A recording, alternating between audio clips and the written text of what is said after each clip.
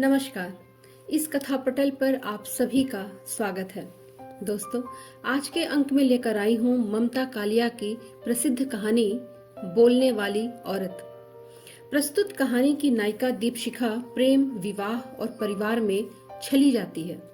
कहने को प्रेम विवाह, परंतु विवाह के बाद पति में आ रहे परिवर्तनों से हैरान दीपशिखा के माध्यम से लेखिका ममता कालिया दर्शा रही हैं कि समाज परिवार की शर्तों पर जी रही स्त्री अपनी पहचान, अपनी अभिव्यक्ति खोती जाती है।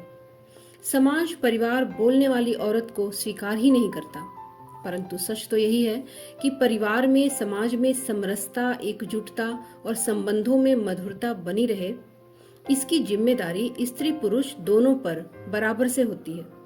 इस कहानी का मुख्य कथ्य यही है कि समाज में सभी रिश्तों में मानवीयता बनी रहे, इसके लिए आवश्यक है कि स्त्री के आत्मसम्मान और अधिकारों की रक्षा हो। और ये तब संभव है जब परिवार और समाज बोलने वाली औरत को स्वीकृति प्रदान करे।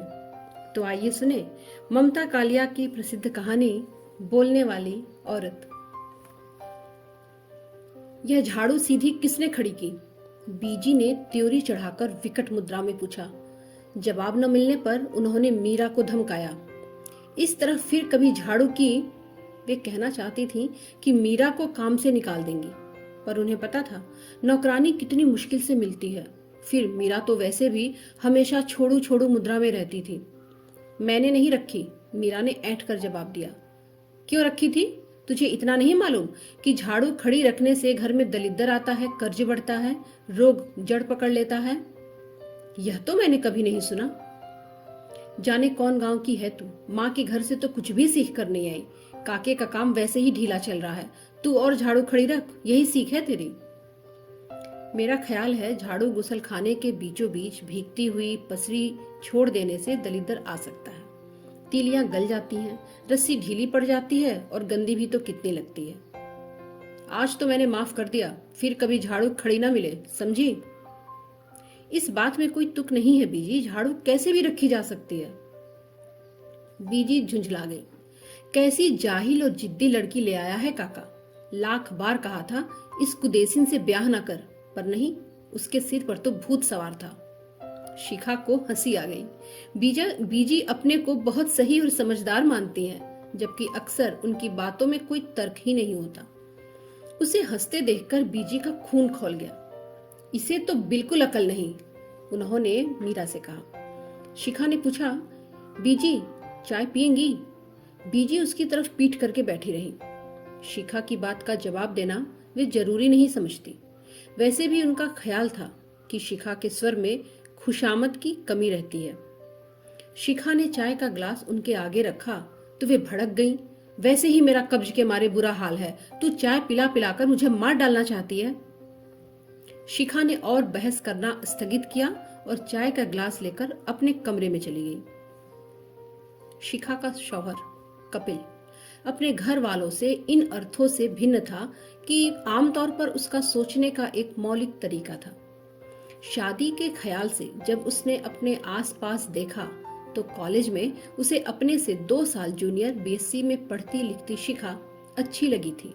सबसे पहली बात यह थी कि वह उन सब औरतों से एकदम अलग थी जो उसने अपने परिवार और परिवेश में देखी थी। शिखा का पूरा नाम दीपशिखा था, लेकिन कोई नाम पूछता तो बताती, मेरे माता पिता ने मेरा नाम गलत रखा है, मैं दीपशिखा नहीं अग्निशिखा हूँ। वह कहती अग्निशिखा की तरह हमेशा प्रज्वलित रहती, कभी किसी बात पर, कभी किसी सवाल पर। तब उसकी तेजी देखने लायक होती। उससे प्रभावित होकर कपिल ने सोचा वह शिखा को पाकर रहेगा। पढ़ाई के साथ साथ वह पिता के व्यवसाय में भी लगा था, इसलिए शादी से पहले नौकरी ढूंढने की उसे कोई जरूरत नहीं थी। बिना किसी आडंबर, दहेज या नखरे के एक सादे समारोह में वे विवाह सूत्र में बंध गए। शिखा उसकी आत्मनिर्भरता, खूबसूरती और स्वतंत्र सोच से प्रभावित हुई। तब उसे यह नहीं पता था कि प्रेम और विवाह 2 अलग अलग संसार है। एक में भावना तो दूसरे में व्यवहार की जरूरत होती है। दुनिया भर में विवाहित औरतों का केवल एक स्वरूप होता है, उन्हें सहमति प्रधान जीवन जीना होता है। वे अपने घर की कारा में कैद रहती हैं। हर एक की दिनचर्या में अपनी अपनी तरह की समरसता रहती है। हर एक के चेहरे पर अपनी अपनी तरह की ऊब। हर घर का एक ढर्रा है जिसमें आपको फिट होना है। कुछ औरतें इस ऊब पर श्रृंगार का मुलम्मा चढ़ा लेती हैं, पर उनके श्रृंगार में भी एक रास्ता होती है। शिखा अंदाज लगाती कि सामने वाले घर की नीता ने आज कौन सी साड़ी पहनी होगी, और प्राय उसका अंदाजा ठीक निकलता। यही हाल लिपस्टिक के रंग और बालों के स्टाइल का था। दुख की बात यही थी कि अधिकांश औरतों को इस ऊब और कैद की कोई चेतना नहीं थी। वे रोज सुबह 9:30 बजे नौकर नौकरानियों, बच्चों, माली, कुत्तों के साथ घरों में छोड़ दी जाती, अपना दिन तमाम करने के लिए। लंच पर पति का इंतजार, टीवी पर बेमतलब कार्यक्रमों को देखना और घर भर के नाश्ते खाने, नखरों की नोक पलके संवारना, चिकनी महिला पत्रिकाओं के पन्ने पलटना, दोपहर को सोना, सजे हुए घर को कुछ और सजाना, सबकी जी हजूरी करना और अंत में रात को एक जड़ नींद में लुढ़क जाना। कपिल के घर आते ही बीजी ने उसके सामने शिकायत दर्ज की। तेरी बीवी अपने को बड़ी चतुर समझती है, अपने आगे किसी की चलने नहीं देती, खड़ी खड़ी जवाब टिकाती है। कपिल को गुस्सा आया। शिखा को एक अच्छी पत्नी की तरह चुप रहना चाहिए, खास तौर पर माँ के आगे। इसने घर को कॉलेज का डिबेटिंग मंच समझ रखा है और माँ को प्रतिपक्ष का वक्ता। उसने कहा, मैं उसे समझा दूंगा, आगे से बहस नहीं करेगी।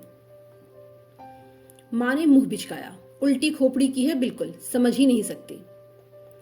उसने रात कमरे में शिखा से कहा, तुम माँ से क्यों उलझती रहती हो दिन भर?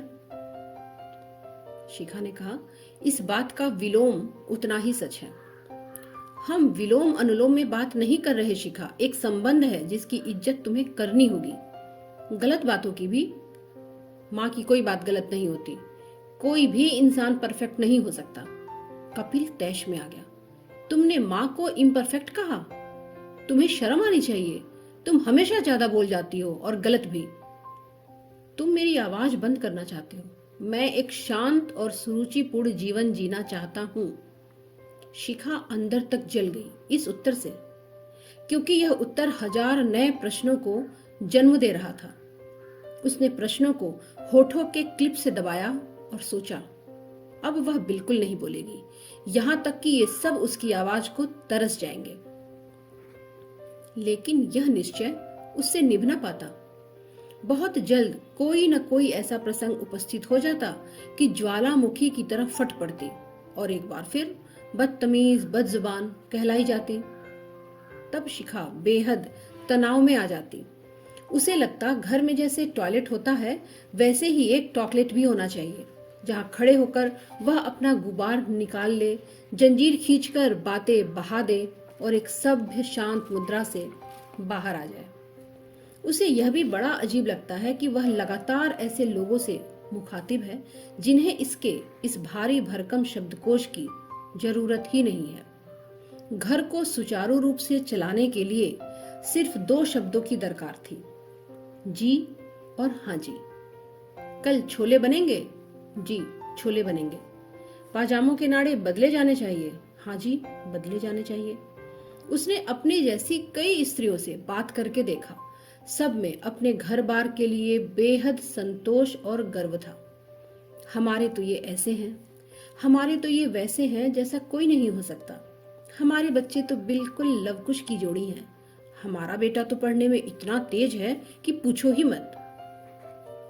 शिखा को लगता उसी में शायद कोई कमी है, जो वह इस तरह संतोष में लबालब भरकर मेरा परिवार महान के राग नहीं अलाप सकती।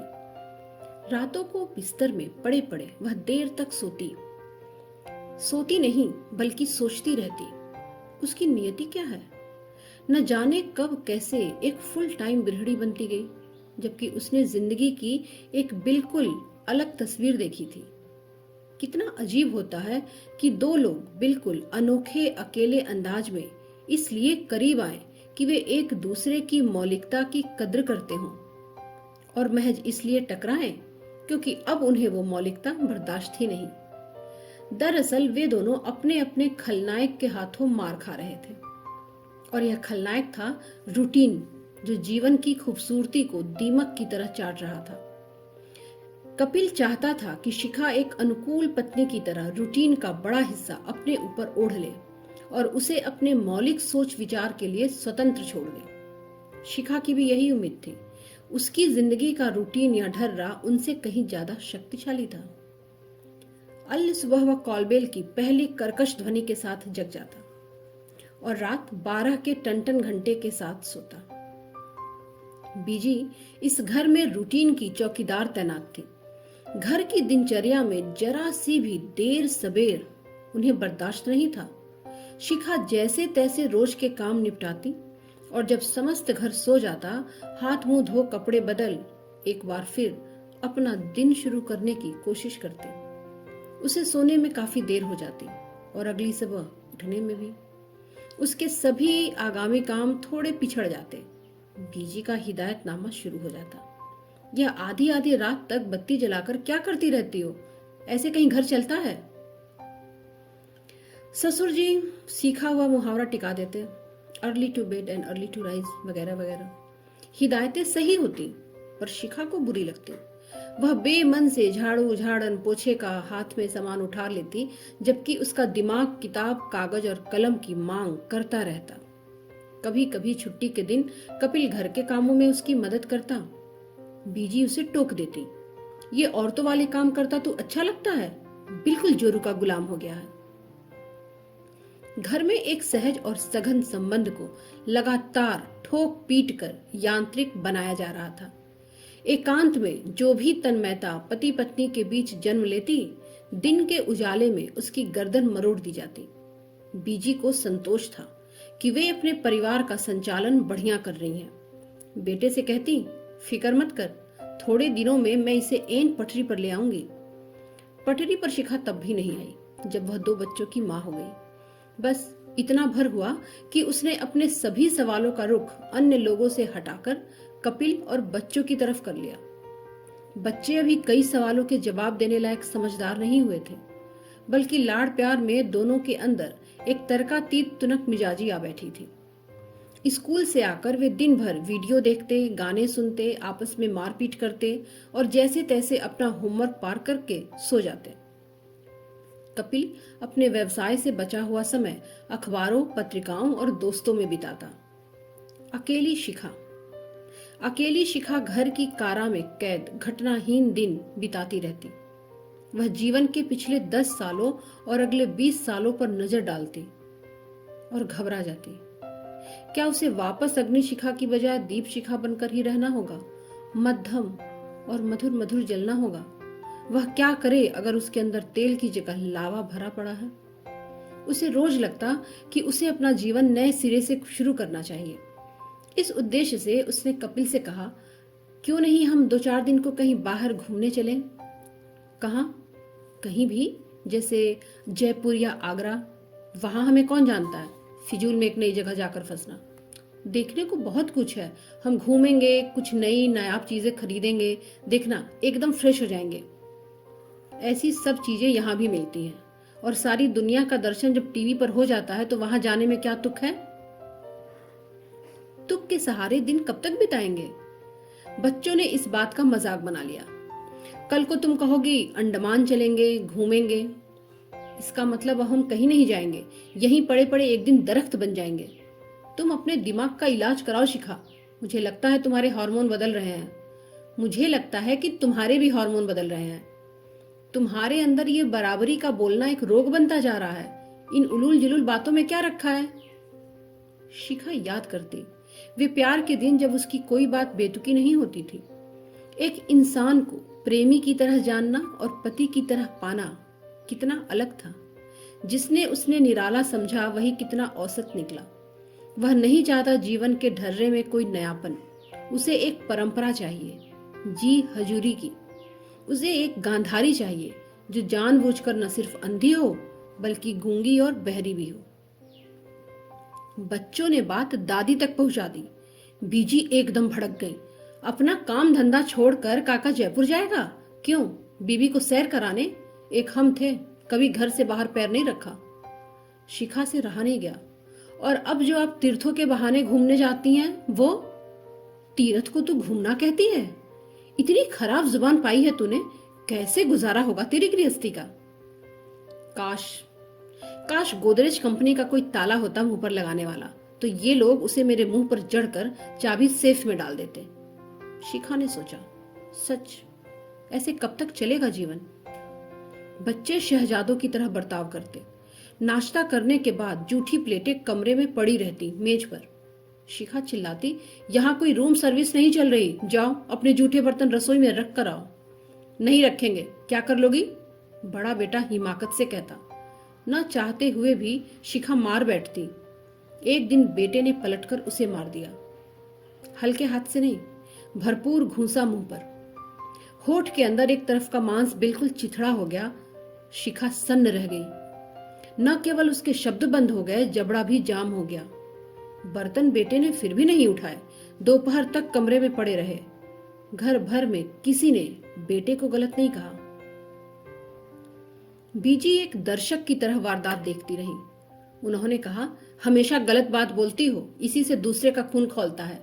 शुरू से जैसी तूने ट्रेनिंग दी वैसा वह बना है। ये तो बचपन से सिखाने वाली बातें हैं। और फिर तू बर्तन उठा देती तो क्या घिस जाता? उन्हीं के शब्द शिखा के मुंह से निकल गए। अगर ये रख देता तो इसका क्या घिस जाता? बीजी ने कहा, बदतमीज कहीं की, बड़ों से बात करने की अकल ही नहीं है।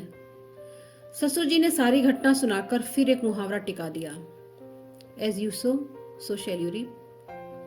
कपिल ने कहा, पहले सिर्फ मुझे सताती थी, अब बच्चों को भी शिकार कर रही हो। शिकार तो मैं हूं, तुम सब शिकारी हो, शिखा कहना चाहती थी, पर जबड़ा एकदम जाम था। होठ अब तक सूज गया था। शिखा ने पाया, परिवार में परिवार की शर्तों पर रहते रहते न सिर्फ वह अपनी शक्ल खो बैठी है, वरन अभिव्यक्ति भी। उसे लगा वह ठूंस ले अपने मुंह में कोई कपड़ा या सी डाले इसे लोहे के तार से।